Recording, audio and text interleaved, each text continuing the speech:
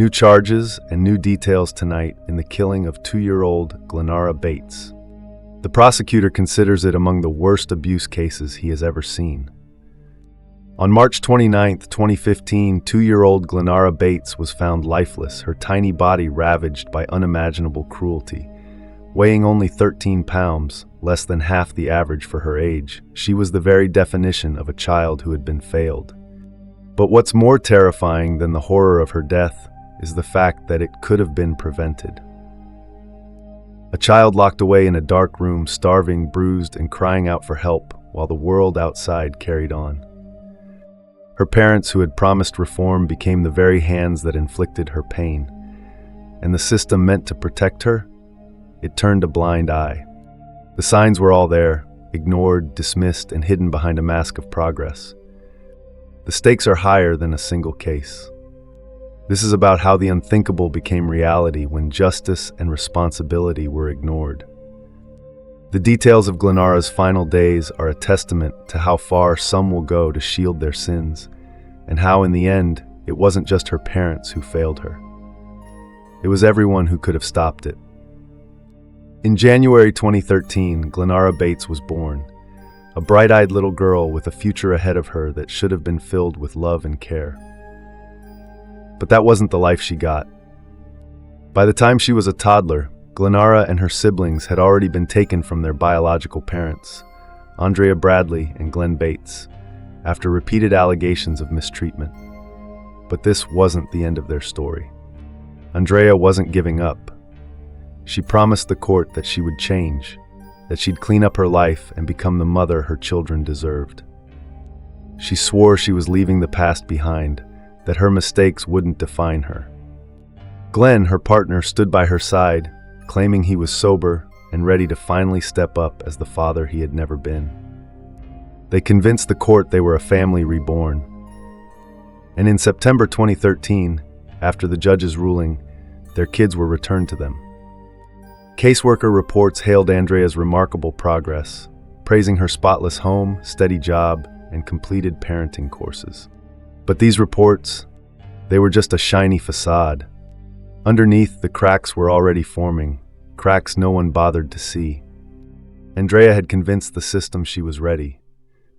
But the truth was, the path she promised to walk was far more complicated than anyone realized.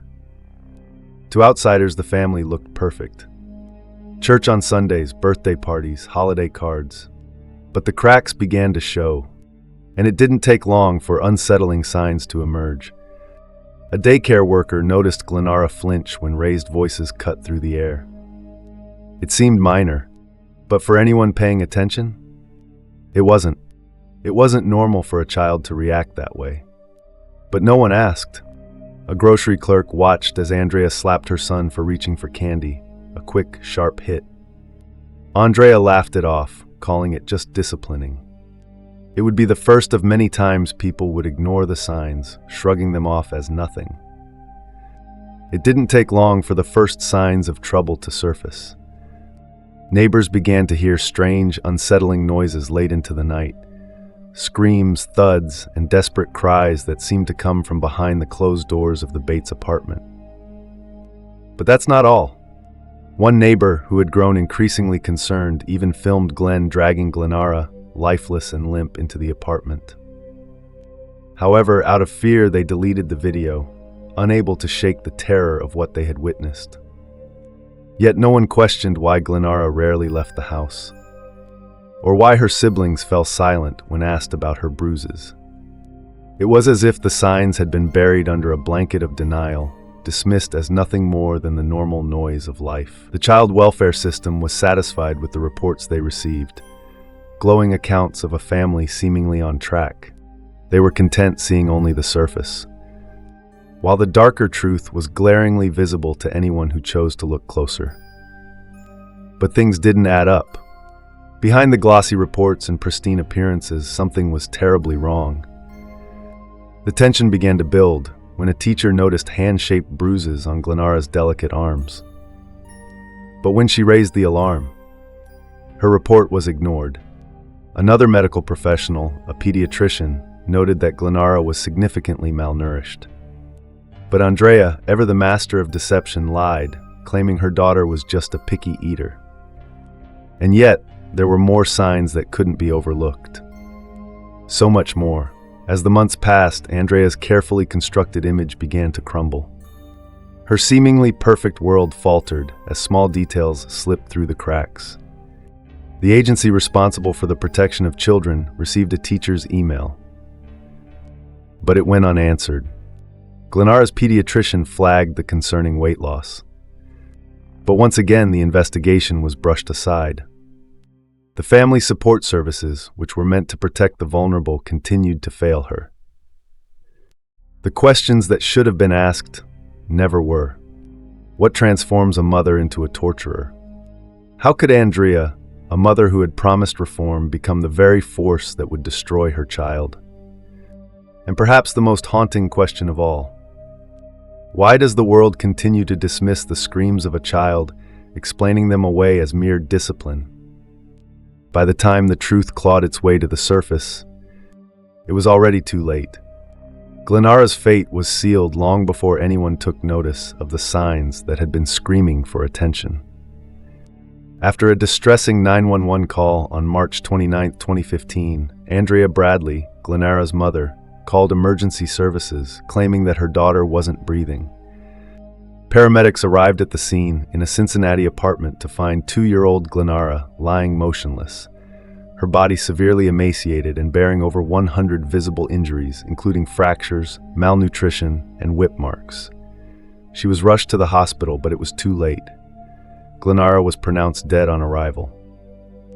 In the final weeks of Glenara Bates's short life, the maltreatment didn't just continue, it turned into something unimaginable. What had started as subtle signs of mistreatment quickly escalated into full-blown torture. A forensic pathologist would later uncover a chilling detail. On Glenara's scalp, there was a deep gash crudely stitched together by none other than Andrea, who had no medical training whatsoever.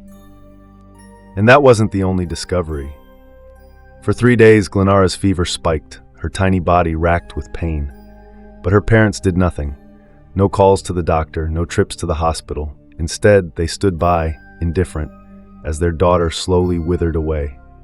Meanwhile, security footage captured Glenn going about his day as if nothing was wrong, buying beer and frozen pizza. While he enjoyed his evening, his daughter was locked in a room, dying before his eyes, and he didn't care. But the most damning evidence was yet to come. Hidden under their bed, detectives discovered a belt, its buckle a perfect match to the crescent-shaped scars etched into Glenara's frail thighs. This wasn't discipline. This wasn't a mother and father trying to correct their child. This was something much darker. When the call came in about Glenara's death, it sent shockwaves through the community. But what followed was even more disturbing, the investigation into her tragic end. Detective Elena Cruz, a seasoned specialist in abuse cases, was immediately assigned to the case, and what she uncovered wasn't just horrifying. As Cruz and her team began to piece together the evidence, they discovered syringes hidden in the Bates apartment, used to force-feed Glenara a disgusting mixture of water and pancake batter when she refused to eat. That's not all. Photographs documenting the slow deterioration of Glenara's tiny body, each image more heart-wrenching than the last, were found stashed away. When confronted, the worker claimed they saw nothing out of the ordinary. But the most damning piece of evidence came from an unexpected source. Remember that neighbor who had once filmed Glenn dragging Glenara across the parking lot, but deleted the footage out of fear? They couldn't stay silent any longer. They came forward, bringing with them a USB drive containing surveillance footage that would change everything. The footage showed Andrea dragging Glenara, weak and lifeless, across the parking lot, her small body leaving a trail behind her. It didn't end there. Glenn was seen disposing of blood-soaked towels in a dumpster, evidence of the cruelty that had taken place inside their home. But the investigation took an even darker turn. The neighbor who had provided the key footage of Andrea dragging Glenara across the parking lot disappeared. Her apartment was emptied overnight, and all that remained A single cryptic text message on her phone: "Stop talking or you're next." The origin of the message was untraceable, and no one knew where the neighbor had gone. Glenn claimed they never harmed Glenara, insisting that she was simply sick. He argued that they tried everything to help her. But their fabricated timeline quickly fell apart. Andrea claimed she was out grocery shopping when Glenara supposedly fell down the stairs. Glenn swore he was at work, but pay records showed he'd been fired weeks earlier. Over a decade earlier, he had been investigated for shaking his infant niece, but charges were dropped when the family refused to testify. Andrea's history was equally dark, marked by manipulation and lies. She had coached her children to lie to caseworkers, rewarding them with candy for their compliance. As the investigation dug deeper, more disturbing revelations came to light. Financial records showed a series of withdrawals, $500 every month, funneled into a shadowy account linked to a relative with a criminal history. Text messages from a burner phone revealed coded threats: "Keep the noise down, or we'll all drown." But perhaps the most damning evidence was a journal buried in the backyard, its pages warped by rain. It detailed the abuse in cold, clinical terms. The final entry, written just days before Glenna's death, read, "She won't stop crying. Glenn says it's time to end it." As detectives widened their net, a local pastor came forward. For months, he had received anonymous letters confessing that a child was in peril. At first, he dismissed them as hysterical ramblings, but when he realized the truth, he handed over the letters, each postmarked from the Bates neighborhood. The final letter was smeared with what forensics confirmed was Glenna's blood. It pleaded, "Help me, they're going to kill her." The courtroom buzzed with tension as Andrea Bradley stood before the judge, her eyes filled with tears. Her defense team argued that she had been nothing more than a pawn in Glenn's hands, that she had been manipulated into doing terrible things. They painted her as a victim in her own right, pleading for sympathy, urging the jury to see her as a broken woman who had only followed her partner's lead. But the prosecution had a different story to tell. They didn't buy the act. They laid bare the damning evidence: text messages exchanged between Andrea and Glenn, surveillance footage that exposed her role in the abuse, and the chilling journal entry.